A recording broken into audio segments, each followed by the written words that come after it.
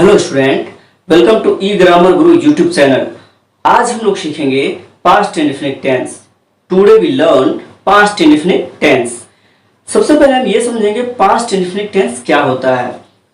Past indefinite tense जो है भूतकाल में यानी बीते हुए समय में जो काम अनिश्चित होता है उसे कहते हैं पास्ट इंडेफिनिट टेंस। यानी बीते हुए समय में, बीते हुए टाइम में, बीते हुए काल में या बीते हुए भूतकाल में जो काम अनिश्चित होता है उसे कहते हैं पास्ट इंडेफिनिट टेंस।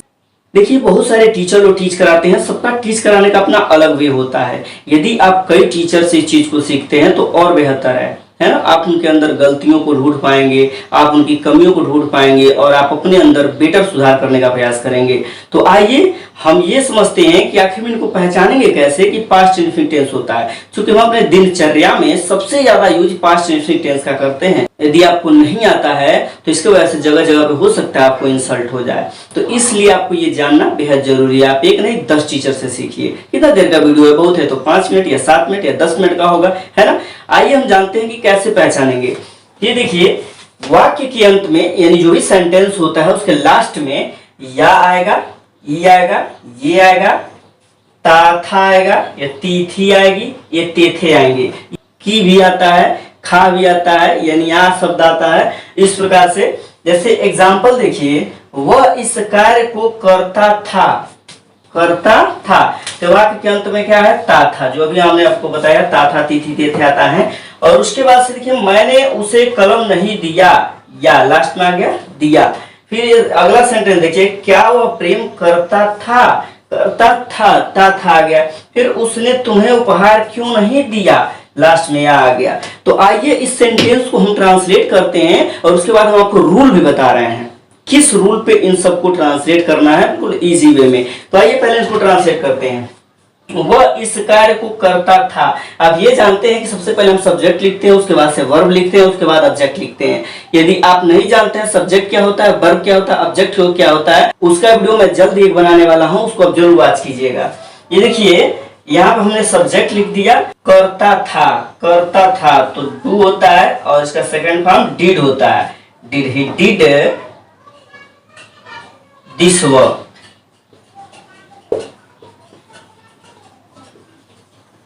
मैंने उसे कलम नहीं दिया तो I did not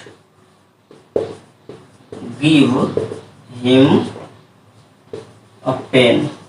I did not give him a pen, है ना। उसके बाद सेकंड सेंटेंस देखिए, क्या वह प्रेम करता था।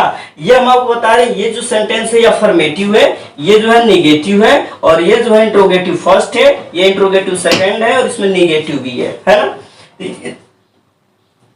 तो इसको देखिए, क्या वह प्रेम करता था तो यहां कहेंगे डिड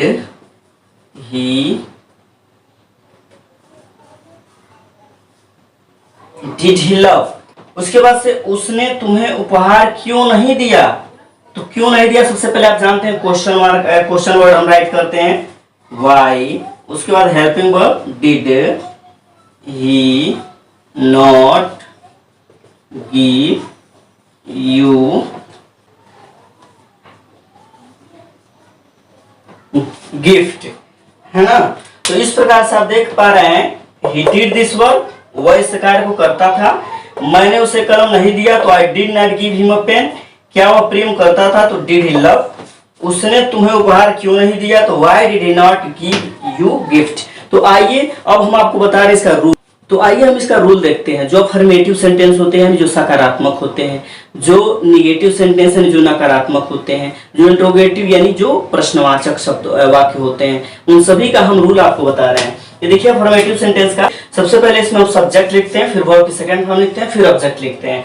जैसे यहाँ पे सब्जेक्ट क्या है, सब्जेक्ट में होता है करता, जो वाक्य में काम को करता है। जैसे मैंने उसे प्यार किया तो किसने प्यार किया, मैंने। तो मैंने का स्पेलिंग होता है आई। उसके बाद मैंने लिखा वर्ब सेकंड फॉर्म। वर्ब क्या है इसमें, प्यार किया।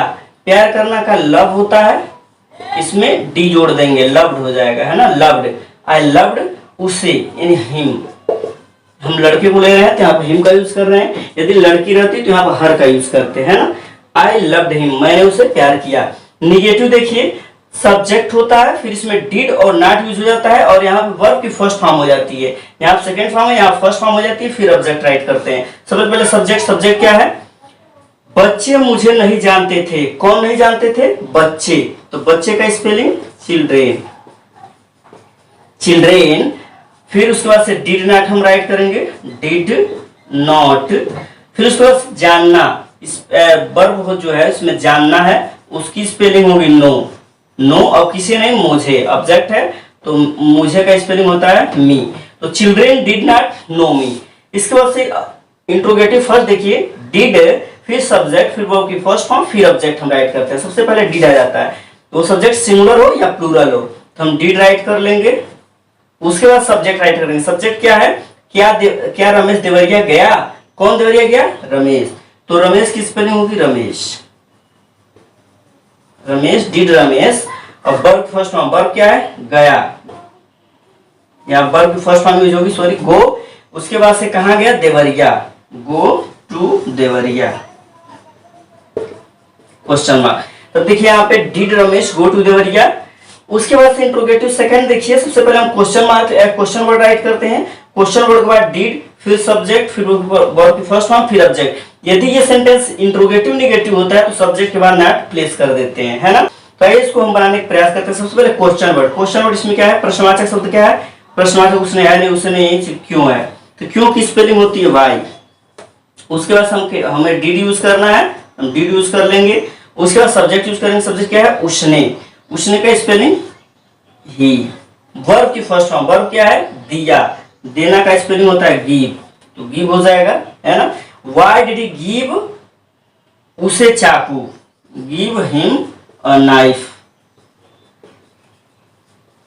यहां पर आप देख सकते हैं, ये सॉरी के है, के है, तो why did he give him a knife, है ना। तो इस रूल के हिसाब से आप कोई भी सेंटेंस बना सकते हैं, वो सकारात्मक हो, नकारात्मक हो, इंट्रोगेटिव फर्स्ट हो, इंट्रोगेटिव सेकंड है ना। यानी वो अफर्मेटिव सेंटेंस हो, नेगेटिव सेंटेंस हो, इंट्रोगेटिव फर्स्ट हो, इंट्रोगेटिव सेकंड हो, या फिर इंट्रोगेटिव नेगेटिव हो। तो इस प्रकार के रूल से आप सारे सेंटेंस को बहुत इजीली ही हिंदी से इंग्लिश में ट्रांसलेट कर सकते हैं। हम उम्मीद करते हैं कि वीडियो आपको पसंद आई होगी। यदि पसंद आई होगी तो इसको लाइक कर दीजिएगा और अपने दोस्तों के पास भी शेयर कर दीजिएगा। यदि हमारे चैनल पे आप नए हैं तो इसको सब्सक्राइब करना नहीं भूलिएगा। Thanks for watching.